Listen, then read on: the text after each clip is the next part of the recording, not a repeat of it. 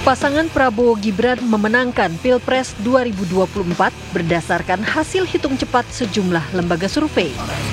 Prabowo Gibran unggul dengan angka yang sangat meyakinkan, lebih dari 57%. Kemenangan berdasarkan hitung cepat sejumlah lembaga survei itu disambut gegap gempita oleh Prabowo Gibran dan para pendukungnya. Dalam orasi kemenangannya di Istora Senayan, Prabowo menyatakan kemenangan Prabowo Gibran merupakan kemenangan rakyat. Ia juga berjanji akan mengayomi dan membela seluruh rakyat Indonesia. Kemenangan ini harus menjadi kemenangan untuk seluruh rakyat Indonesia.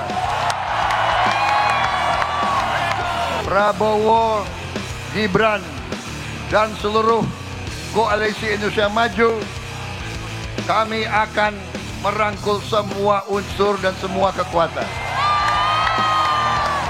Kami akan menjadi presiden, wakil presiden, dan pemerintah untuk seluruh rakyat Indonesia.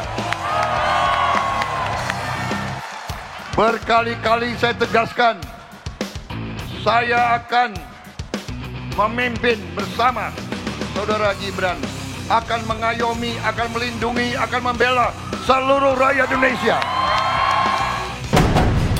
Menanggapi hasil hitung cepat Pilpres 2024, Anies Baswedan menyatakan menunggu hasil penghitungan suara oleh KPU RI. Kita akan tunggu sampai hasil seluruhnya selesai, tapi kami akan menghormati, kami akan menghargai, dan itu adalah komitmen kami sebagai orang yang memperjuangkan demokrasi. Yang memperjuangkan demokrasi harus menghormati hasil. Pemberi hasil itu adalah KPU sebagai pemegang otoritas penyelenggaraan pemilu. Secara konstitusional penyelenggaranya adalah KPU, kita hormati. Pernyataan senada juga disampaikan oleh Ganjar Pranowo. Ia bahkan balik bertanya kepada wartawan soal hasil yang diperoleh Ganjar Mahfud. Ya. Kenapa? Kau percaya nggak suara saya segitu? Iya. Percaya nggak? Oke. Sama pun. Fight terus lah ya. Oh iya.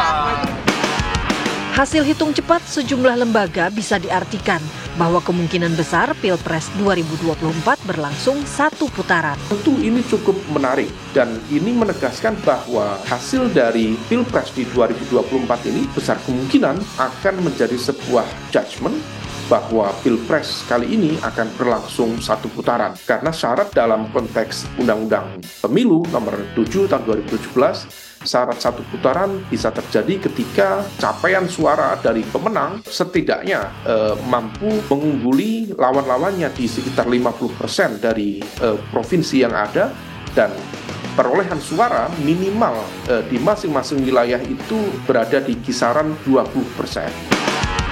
Berdasarkan hitung cepat LSI Deni JA, hingga Kamis siang, Prabowo Gibran mendapatkan 58,16% suara. Jauh meninggalkan Anies Muhaimin yang dapat 25,2% dan Ganjar Mahfud yang hanya kebagian 16,64%. Hitung cepat oleh indikator, Prabowo Gibran mendulang 59,34%, Anies Muhaimin 24,37%, dan Ganjar Mahfud 16,29%. Hitung cepat yang dilakukan oleh Poltreking, Prabowo Gibran dipilih oleh 59,34% rakyat Indonesia. Sedangkan Anies Muhaimin dipilih oleh 24,37% pemilih dan Ganjar Mahfud dipercaya oleh 16,29% pemilih. Hasil hitung cepat oleh Cyrus Network juga menunjukkan kemenangan Prabowo Gibran dengan suara 58,35%. Adapun Anies Muhaimin 24,93%, Ganjar Mahfud 16,72%.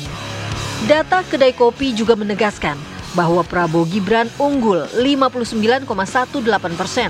Anies Muhaimin berada di peringkat kedua dengan suara 24,76%. Sedangkan Ganjar Mahfud tercecer di peringkat buncit dengan suara 16,06%. Narasi terjadinya kecurangan yang digaungkan oleh paslon 01 dan 03 dinilai sebagai sebuah bentuk perlawanan terhadap paslon 02. Dalam konteks pertarungan politik, hal itu dinilai sebagai hal lumrah. Tentu dalam konteks elektoral ini dianggap sebagai sebuah capaian yang luar biasa bagi paslon nomor urut 2 karena betul-betul di luar target yang ditetapkan di internal tim 02. Tetapi di saat yang sama, gelembung suara ini tampaknya juga kemudian dianggap oleh terutama paslon nomor urut 1 dan juga paslon nomor urut 3 bahwa ini seolah kemudian menjustifikasi kekhawatiran, concern, sekaligus juga ketakutan yang selama ini mereka suarakan bahwa ada potensi terjadinya kecurangan pemilu secara terstruktur, sistematis, dan masif. Mereka menghadapi tantangan besar untuk bisa membuktikan tuduhan tersebut. Namun, melihat perbedaan suara yang sangat jauh, Umam menyaksikan kemenangan Prabowo Gibran akan berubah. Tidak mudah memang untuk menghadirkan bukti-bukti itu. Nah, kemudian kalau misal kemudian tidak mudah, pertanyaan selanjutnya, betulkah kemudian dengan gap suara yang cukup terpaut jauh, di mana paslon nomor urut 1 di angka sekitar 24-25%, kemudian paslon nomor urut 3 di angka 16-17%, sedangkan paslon nomor urut 2 melampaui angka yang betul-betul menjadi target mereka, bahkan mencapai angka 59%.